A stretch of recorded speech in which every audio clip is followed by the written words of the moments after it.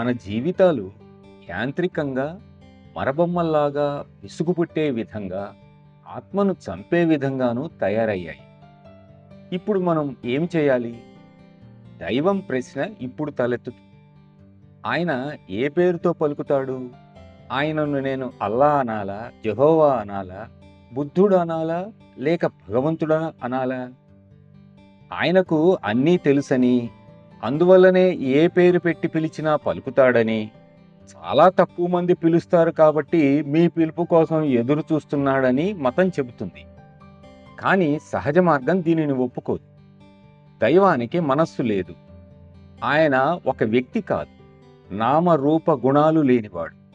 మరి ఆయన ఎలా పలుకుతాడు? ఎవరికి పలుకుతాడు? ఎప్పుడు పలుకుతాడు? నేను పిలిచినప్పుడు పలకకపోతే ఆ తర్వాత కూడా పలుకలేడు. ఎందుకంటే ఆయనకు కాలంతో నిమిత్తం లేదు కనుక. కాలం లేనే లేదు కనుక. కాలమే లేని అనంతంలో ఆయన ఉన్నాడు కనుక. అనంతం అంటే పొడిగించిన కాలం కాదు, కాలాన్ని అంతం లేకుండా పొడిగించటం కూడా కాదని దయచేసి అర్థం చేసుకోండి. అందుకే భగవంతునితో నేను తర్వాత వస్తాను అని చెప్పటానికి లేదు.